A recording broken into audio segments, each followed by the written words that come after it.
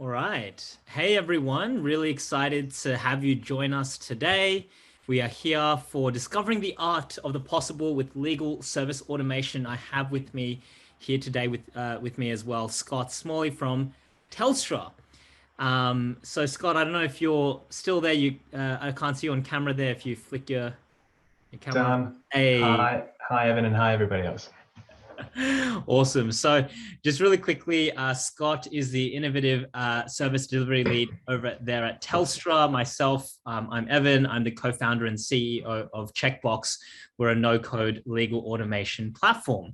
And Scott, before I throw it over to you to kind of introduce yourself properly, I thought I would be a little bit cheeky and bring up this quote that you posted on LinkedIn in the preparation of this session. You said, "If you're curious about legal automation, there's a phrase my 5-year-old self would never have expected me to say, and have a look at this." And I thought I'd pull it up because it's really funny, right? We were having this dialogue around the roles we're taking today didn't even exist back when we were 5 years old. So with that, I will hand it over to you to introduce yourself properly.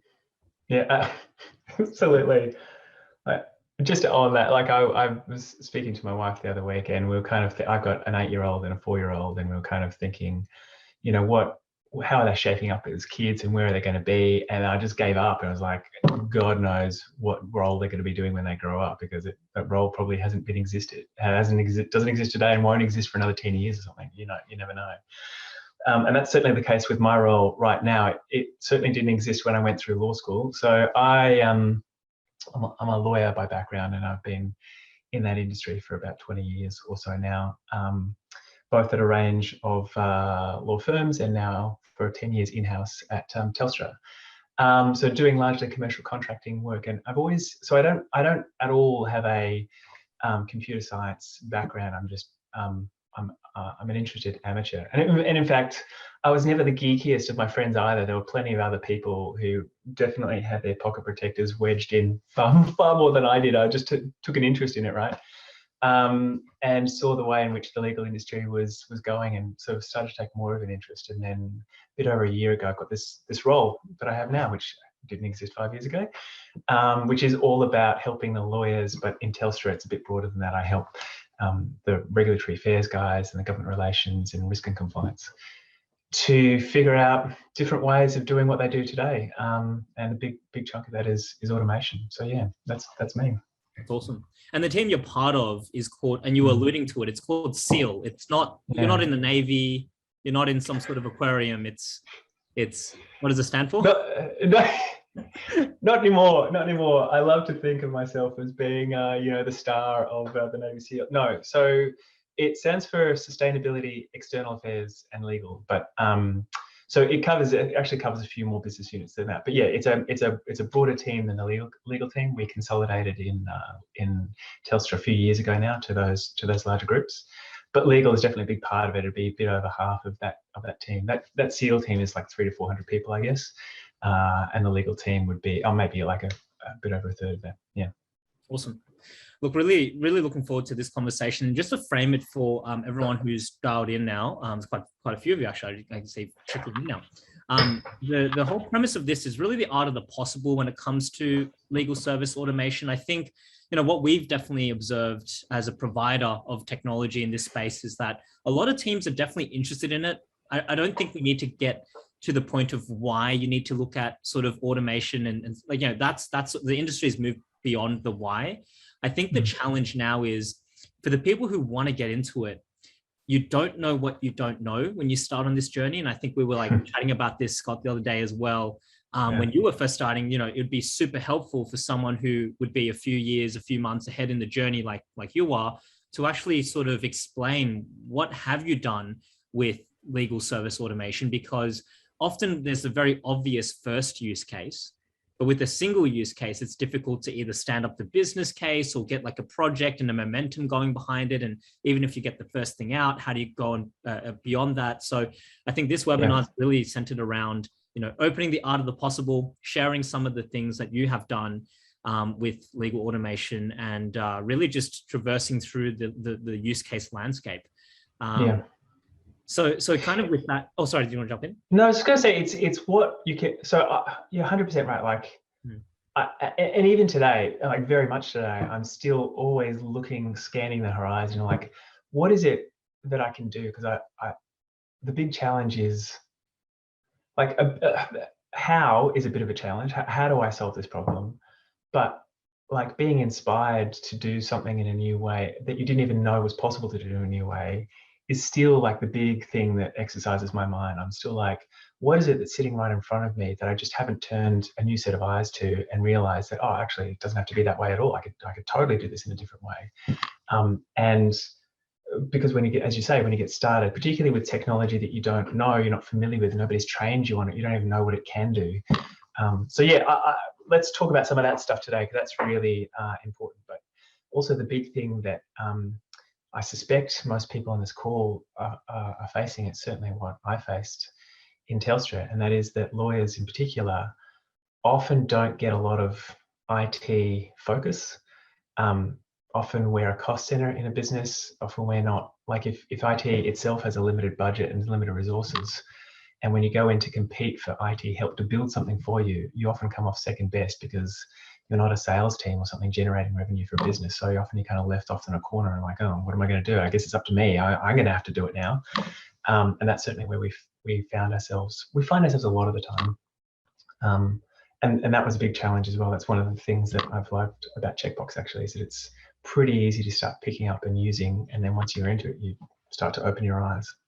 Yeah, it is a very big difference, I think, sort of knowing what you want, but then having the controls to do it. Because as soon as you start to understand technology a little bit more intimately, like the ability to create and automate, then it really does open up the art of the possible and the opportunities as well. Now, before we dive into like the actual substance, we're already running into it. But just a quick note to the people on the live session today. You guys are here live with us. We're real people. You know, it is exactly the time it is here right now in this moment. We're showing something together. So take advantage of that. Please use the chat or use the Q&A box and submit questions along the way. I will keep an eye on it. And as it kind of fits into the flow, I'll surface it up and have Scott and myself answer the questions. So please, let's keep this as interactive as possible. If you have any questions, pump them in the chat. Let's do it. Let's do it. All right, great. So Scott, let's start with this, right? Just so everyone kind of understands where you're at in your journey, right? And Telstra in particular, like what does legal automation and service delivery look like at Telstra right now? And maybe how did that compare to maybe, 2-3 years ago before that?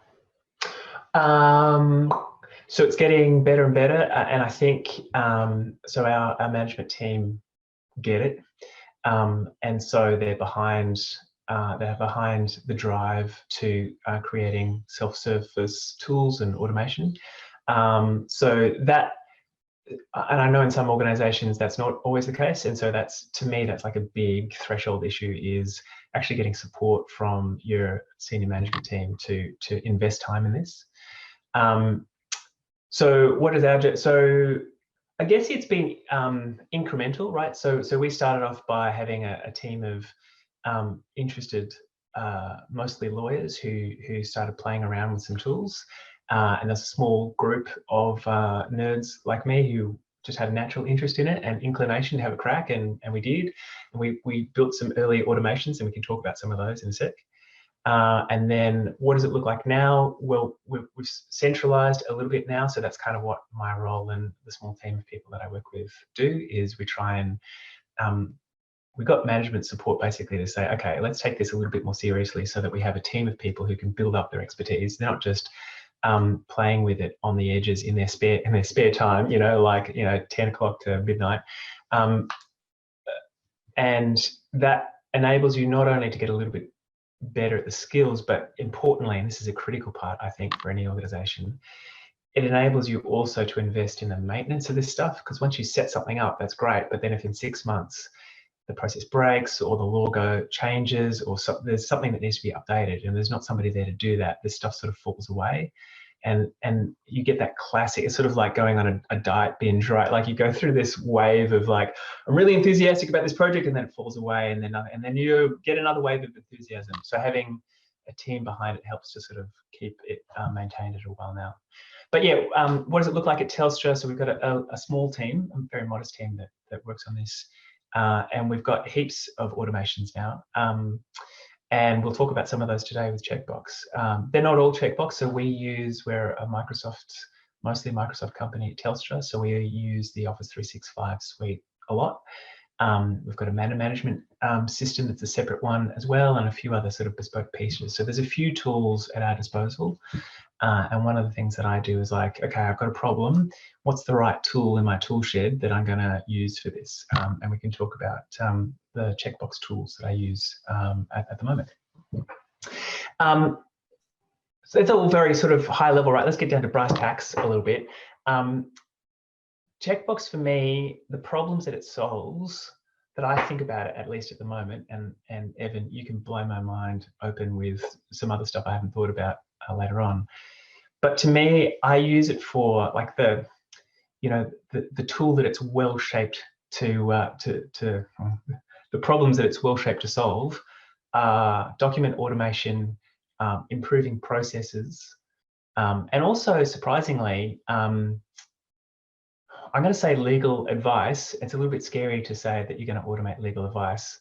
The broader picture there is you can use Checkbox really well to deliver information to somebody and tailor that information to them. And it can be legal advice, it can be other things as well. So in my head, those are the three categories that I think our Checkbox is really well suited to this. So let's step through some practical examples and sort of open your mind a little bit about what's possible with those. Document automation was where we started our work. It's just a really obvious use case for a tool like Checkbox. So of course we started with our NDA, and our NDA has been automated for a couple of years now. And we took a pretty hard line on that as well. So we made a call initially that we'll design a really good NDA tool. We've got with it a support page, which has a ton of FAQs and what if this happens, what do I do now? And we have exited that work basically from the legal team. And that's, by the way, that's an ongoing battle. You still get tons of questions in about, oh, but this specific scenario has come up, I really need your help. Almost always we've addressed it in the support material that we've given, and we try not to engage with that work at any moment.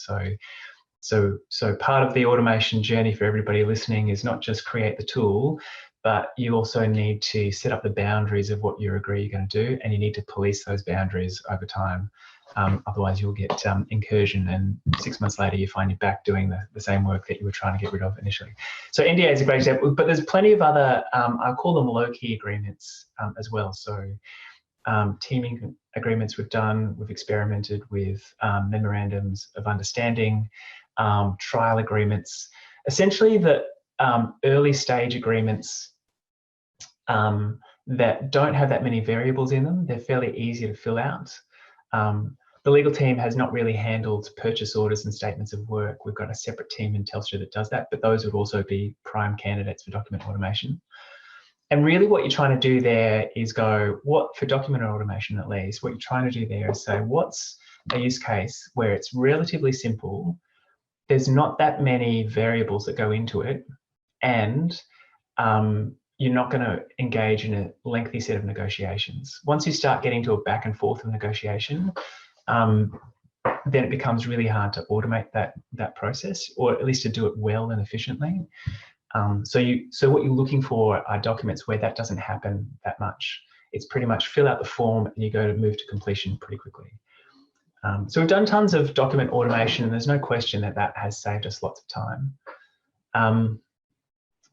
I say document automation in terms of agreements there because Checkbox hooks up really well with e-signature software as well. We used to use DocuSign, now we use Adobe Sign. But don't just think of document automation as agreement automation. That's what I've been speaking about. But you can create separate documents as well that don't have to be agreements. And I'll give some examples of that when it comes to advice down the track a little bit as well. So there's that stream of stuff that we do at Telstra. Another stream is process automation that we use Checkbox for. And probably the second biggest use case that we have for Checkbox at Telstra is our legal intake and triage portal. Not every team has something like that. And a technology tool like Checkbox is not going to be the answer for that, because you need sort of structural change in your business to make your work flow like that. It's a wanky way of saying that. What I'm trying to say there is, many years ago, we had a model at Telstra where the legal team was mapped one-to-one with the business. So we had personal relationships with, I might be a products lawyer, right? And I would know my 10 product owners, and that's who I would have a relationship with. And when they needed work, they'd pick up the phone and call me. And because of a whole range of factors, we moved that model to, okay, when you want a lawyer, you have to go through a front door, and then we find the person who's got the capacity to do the work and then the skills, and then you get that person and we allocate it to you. So when you move to that model, we needed an intake and triage tool for that, and we've used Checkbox for that.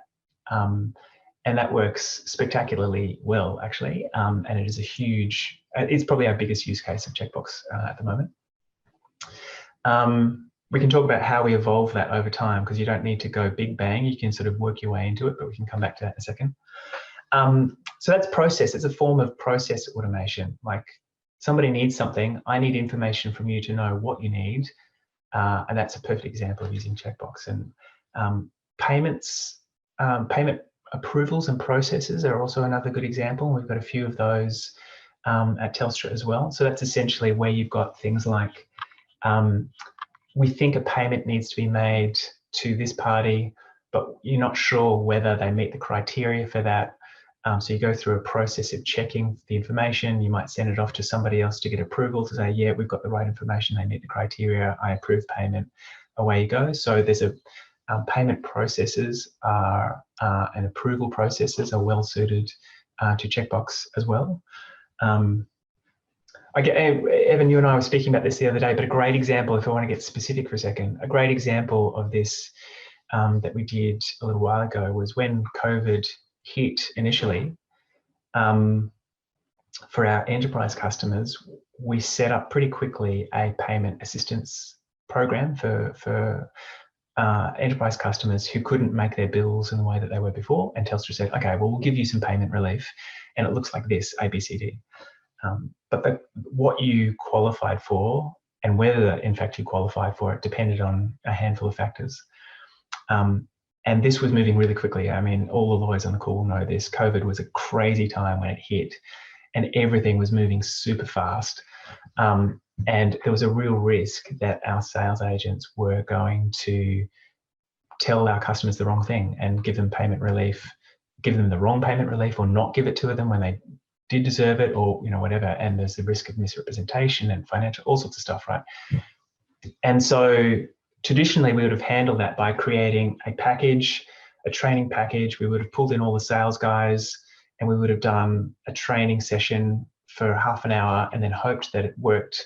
And then if the rules changed over time, which they were, because it was a very fluid environment, then we need to get everybody back in and train them again. And we knew that there were going to be mistakes, and there's lots of legal time involved in that as well.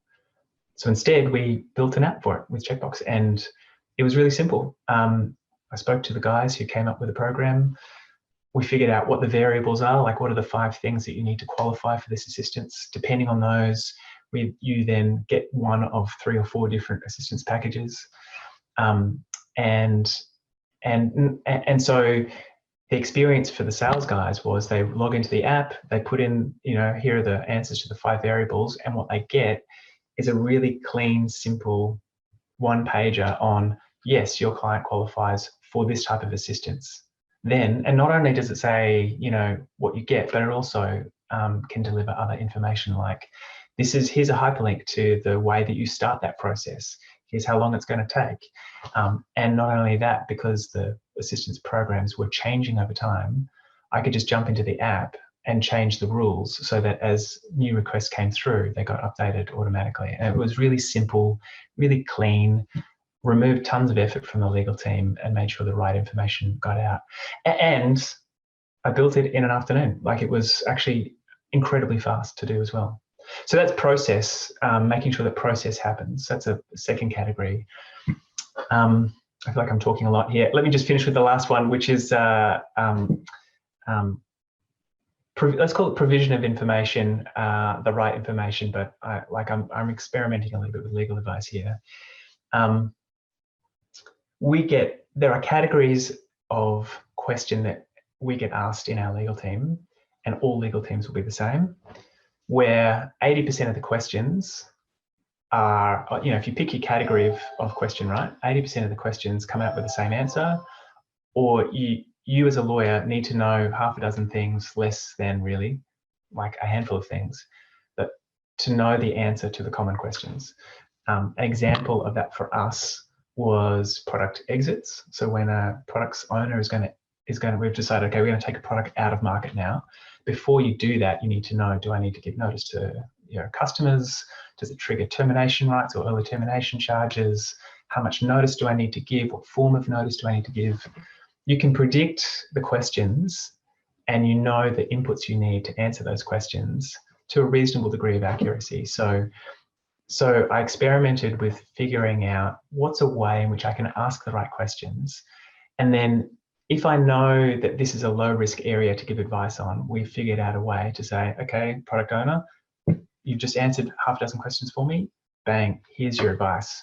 This is exactly what you need to do. And it runs like an instruction sheet, a little product exit checklist. And then they don't need to speak to a lawyer, right? And we get rid of legal work. But from the client's point of view, it's great as well, because they get an instant answer. And it's actually really interesting. There was a feedback loop that was going on, and I didn't predict that this would happen at all. But clients changed their behavior over time when they had a tool available like that, because it was so fast. What they could do is say, oh, I'm going to run a product exit. I'm not exactly sure how I'm going to do it. So I'll run 3 different scenarios through the tool that the legal team set up for me, and I'll check out what the answers are. And then depending on what the answers are, I'll pick what the best scenario is for me to run. And then that's what will do it for me. So they used the tool as a way to guide what they were going to do, as a decision-making tool for them as well, which I didn't expect. And it's cool behavior to see. But other forms of advice are legal marketing work for every legal team, I think, is a real pain point. And a lot of it is too nuanced to do any form of automation with. So what we're trying to do is pick really specific use cases where, again, we know that it's repeatable work. And we figure out, okay, if you, the marketing client, can tell me the following things, A, B, C, D, I can tell you the kind of text that needs to be in your ad. And one way that we've experimented with that recently is, they're not really blocks of disclaimers, but let's, for the purposes of conversation, let's call it disclaimer text. So if a client is going to advertise a mobile product, is going to make the following 3 types of claims, then they need to put some disclaimer, and it's going to go out on a TV as opposed to a catalog or whatever, then there are different blocks of disclaimer text that they need to use. And it's incredibly detailed and time-consuming work for a lawyer to come up with those and to correct those constantly. And they always need correcting, no matter how much training we do with the marketing team. And I'm sure this is going to be, everybody who's a lawyer who does marketing work is going to be nodding along on this in the background. So we picked really specific use cases, and we were like, okay, for these following products in these following scenarios, I know ahead of time what the block of disclaimer text is going to be, and we automated it.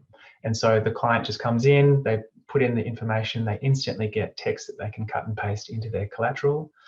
And if we know that they've done that, we don't need to review that text anymore. It removes work from us. So yeah, so that's the third category of how we use Checkbox at the moment. I'll take a break and see if there's anything that everybody wants to ask or talk about in that. Yeah, no, there's some questions that have come through. I'll get to them in a moment, but that's a fantastic overview. I think what I really liked about your response is most legal teams will start with document automation, as Telstra did as well, right? And we see that as a very common theme. It just makes sense. The template's there. You can reverse engineer. It's very clear. The ROI is clear as well. But the fact that you've kind of gone beyond that into, process automation with review and approvals, and then intake and triage, and then further into, self-service legal advice / getting the right information. I think these are the kind of use cases that often people don't think about. And often actually a lot more legal departments that are further along in their sort of maturity journey tend to actually automate that. And I'll share some of my experiences maybe later on as well, Scott, across some of the other geographies that I've been in. It definitely is very aligned with what you've mentioned. And so I want to kind of jump to the questions here, because people are probably hanging over their heads and want to get answered. So the first one here is from Jim. Jim says, which of the following checkbox functions helped you the most to answer questions being sent in for legal advice on document processes that you've come to learn and found work really well? So I'm not sure exactly functions being technical functions, or perhaps just maybe the category of the use cases you've talked about. So let me try and address both. G'day, Jim. I would say that, so if I think about the tools that sit within Checkbox, I'll address that first, and then what is Checkbox generally good for? So the most valuable bits of Checkbox I found were the simple bits. And so that's things like form builder, which you get straight up. So somebody comes in and you need to get information from somebody in order to understand the question better and then direct them to the right place. And forms is definitely the way to do that. There's a little block on the side once you open your little your canvas in Checkbox and you're playing around in the studio. The form builder is the first one, and then the unsexy one that I guess nobody thinks about is the linkages. So how you link blocks together with conditional logic. That's a super important functionality. And then the document generation block that we have there as well. So I've taken information from you. I understand what your query is. Now that I know that it's ABC, not X, Y, and Z, I'm going to use a direction to send you to this block over here instead of that block, or maybe both, depending on how you answer. I'm going to create a document for you so that you as a client get an asset at the end of this, which says, here's your contract, here's your advice, here's my tip for what link you need to be going. You need this intranet site, not that intranet site. So by far and away, the forms and the document blocks and the linkages between them is the most useful part of Checkbox. In terms of Checkbox generally, what's the most useful for it? I think it started off, it's exactly the three categories that I just said, but we definitely started off with document automation. It's just such a clear use case for Checkbox. But then once you start playing around with it for a while, you start to look around the world with new eyes, I found, and you start to realize, you start to look at your work as a process, not as a piece of work anymore. And you start to think about, like, this piece of work has landed on my desk because of A, B, C, D things happening before it got to me. What if they didn't happen that way? Or what if I could manipulate information at point B and get better information, and then I could avoid that work even coming to me in the first place? Maybe I can build an app that does that. So you start to look around you a little bit differently, and that's when you start to get into the other use cases that we spoke about. Awesome. Yeah, and Jim's confirmed that we have, in fact, answered his question correctly, so I'm glad. I like this next question from Mustafa. He's got a really interesting one that I think a lot of people would be asking as well in their minds, and that is, he said, I suspect that before the intake and triage process was put in place, that is on the Checkbox version, it would have been manual. It would have been manual. So what was the reaction of the requesters, the business clients, making these requests after the automated digital process was introduced? Because did they find it onerous to provide information up front? Was there a risk that they stopped seeking for legal advice altogether? G'day, Mustafa. Yeah. Yeah, right. Yeah. Well, so a couple of things, right? So there was a technological change. We didn't actually use Checkbox initially. We used another. I didn't do that bit of the project, so I forget what we used. We used something else initially. God, what was it? I've forgotten now. And then moved to Checkbox. But that like from the client's perspective, it wasn't materially different. They were still answering essentially a web form, right, to get to where they needed to get to. So there's a journey before we got to Checkbox. But actually your question, Mustafa, is about process, is about culture. And what was happening at the time was that the legal department as a whole was moving our service model. So it's not really about technology at all. It was the legal department going, we just cannot service in the same way that we used to service. We just don't have the people for it. We just had, this is, I don't know, 2018, I think, we just had literally a 25% headcount cut in the legal team. And that was the first time anything like that had happened to our legal team. Like, we were in a state of shock, right? And it wasn't just that, it wasn't just the legal team who had that sort of cut. So that kind of stuff was happening across Telstra. This is it's part of a way bigger transformation that Telstra was doing, and the legal team was part of that transformation. And so what we were facing really was a cultural change about the way that legal serviced the business. And that is absolutely a massive challenge to do. And absolutely, it had all sorts of ripple effects about the way that the business interacts with legal, the value of the legal department generally in the place. I think ultimately it came out to a pretty good play. I think we managed it actually really, really well in the end.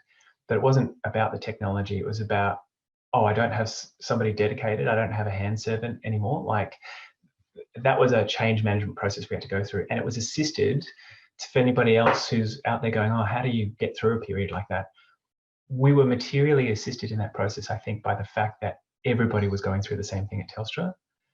Like, if us saying to the business, we can't afford to dedicate the same resource as we used to, that was a language that everybody in the business understood, because they were facing the same challenges.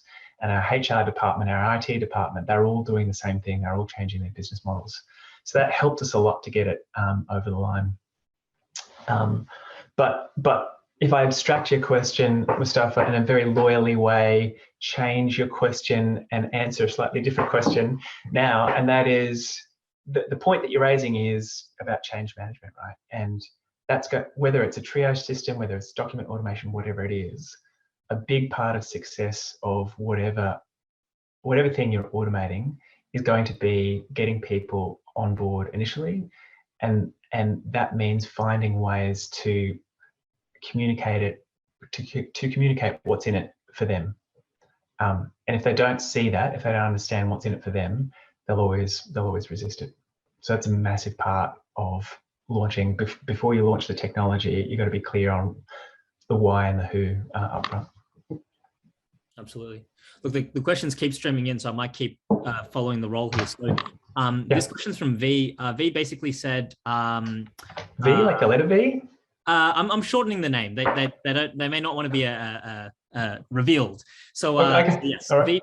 V short for some other name, is asking, are Telstra looking at or have already linked your use of Checkbox to your CRM and ERP tools, for example, sales ordering process for enterprise customers? So how well integrated is Checkbox with your system?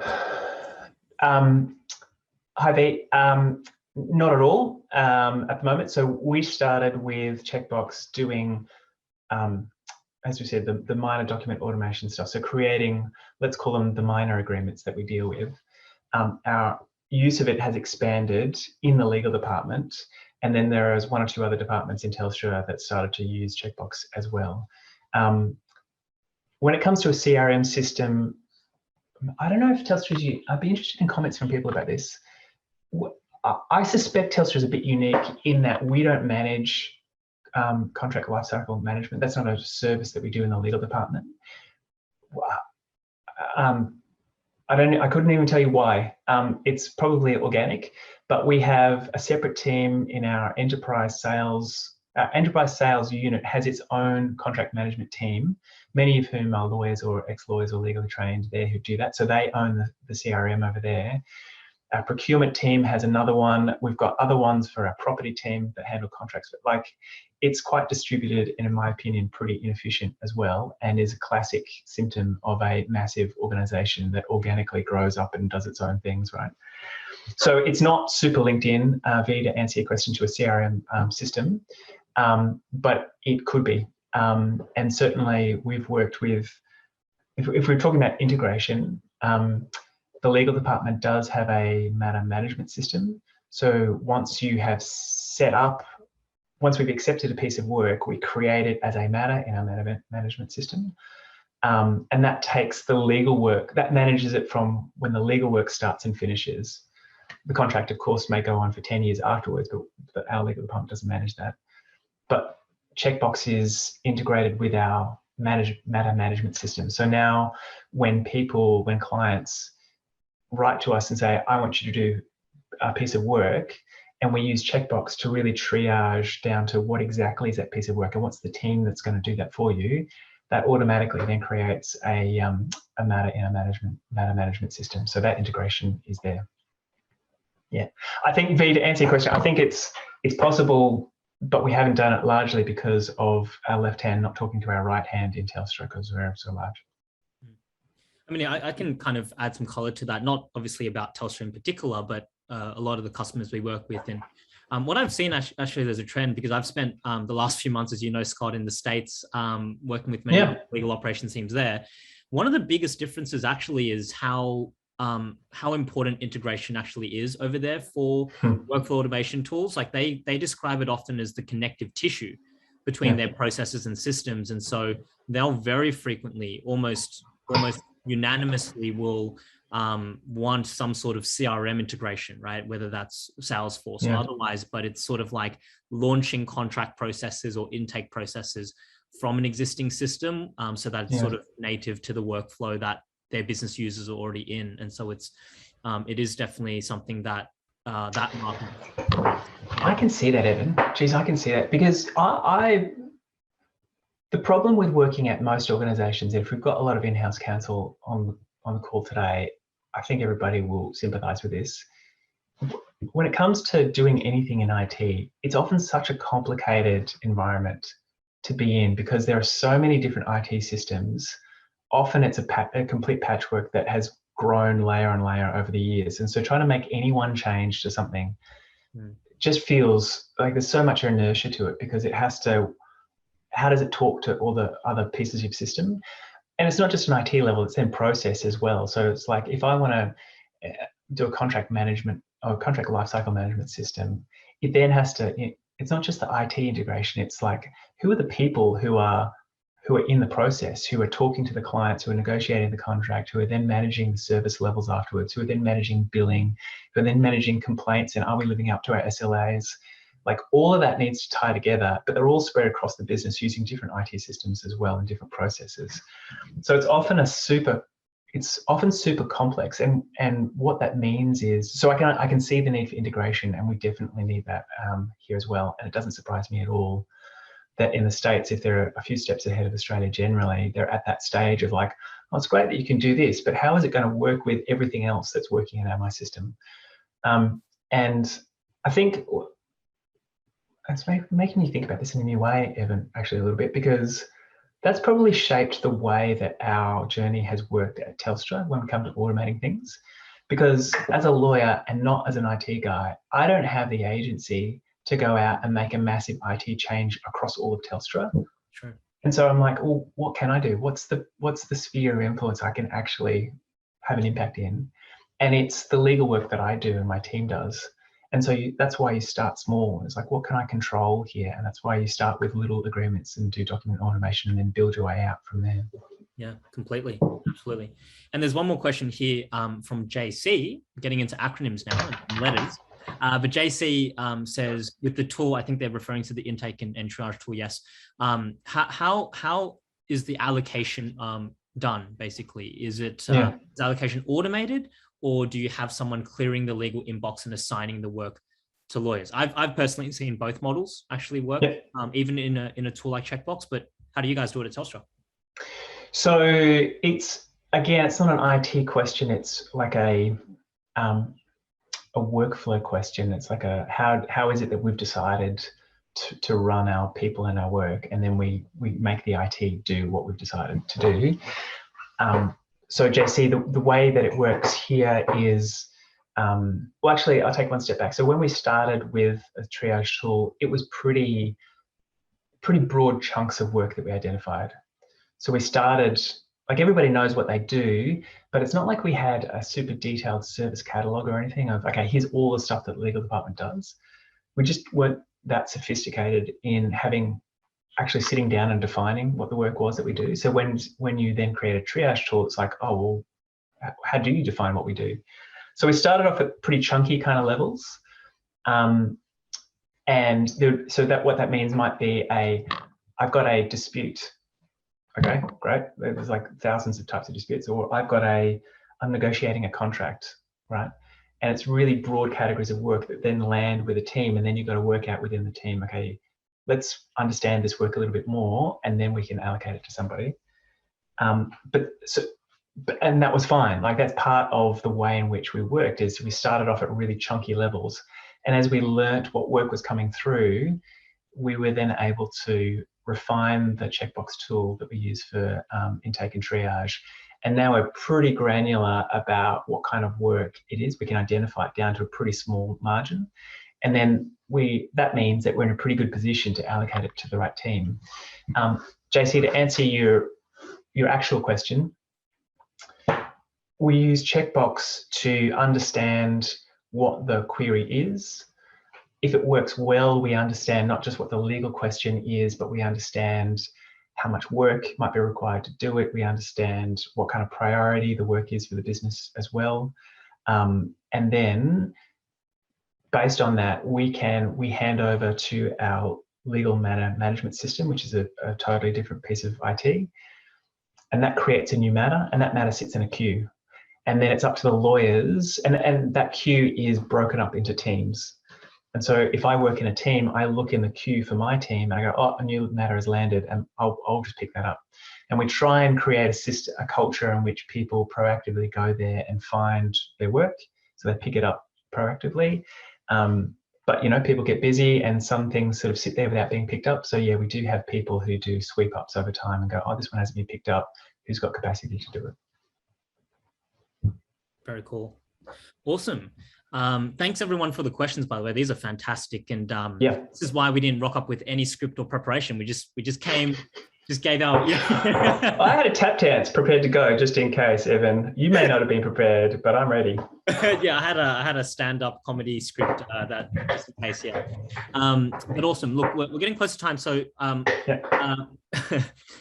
maybe just to wrap up as well, I mean, with the people who are just about to start their journey as well, what sort of advice do you have for them? I know that at the very beginning of the session, you mentioned that what has been critical to your success has been sort of having dedicated headspace and people to not only build this, but also to drive it. So it's not a one-off kind of binge diet, but also the leadership buy-in. And we see this, by the way, we see this all the time. Our most successful customers are the ones that have top-down support and also the resources to kind of focus on it. So how do you get there though? Because that's a hard step to get to. How do you get there?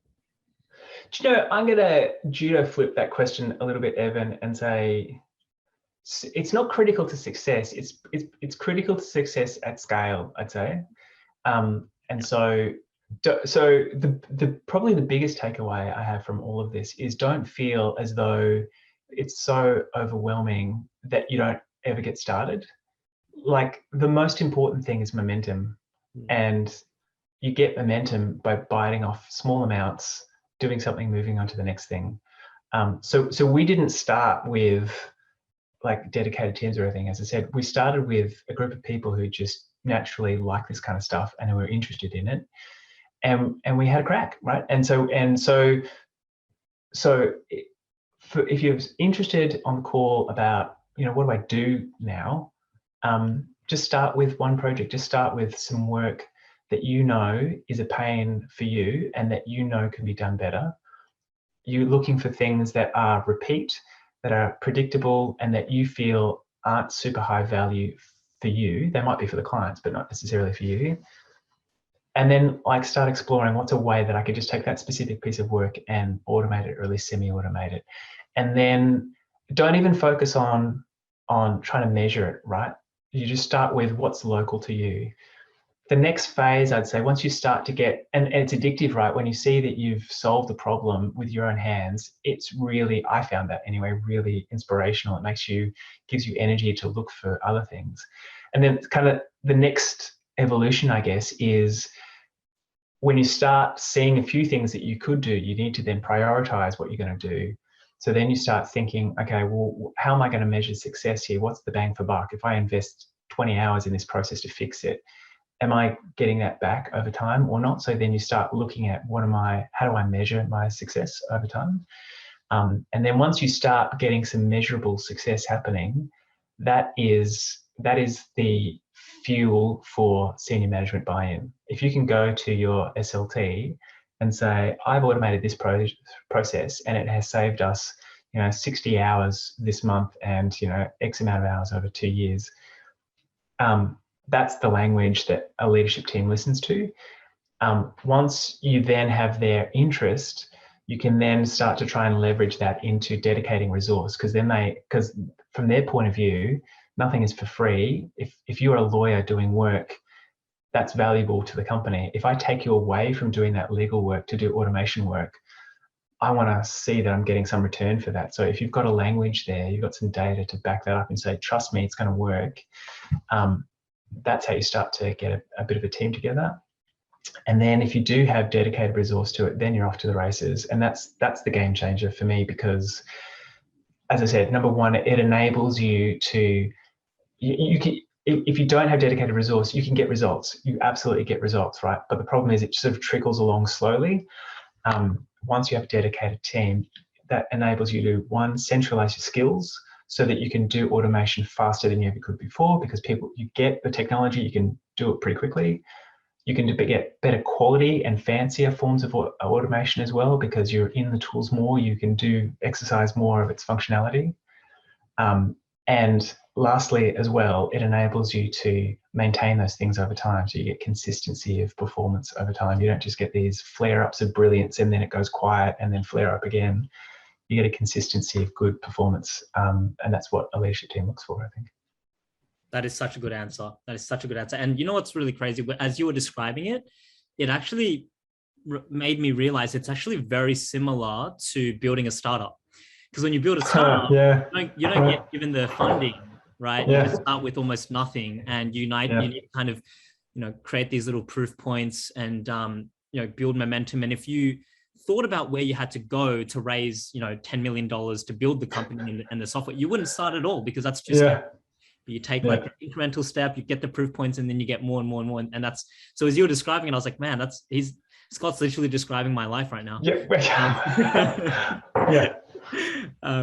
Awesome. All right. Well, with that, what I'm going to do is just bring up my screen one last time, so our contact details are up here, of course. And just for those of you as well who want to continue the conversation, we're an automation company. We're trying to make it super streamlined and easy. So I'm going to put up a poll. If you want us to reach out to you to continue the conversation, you can just click the yes button.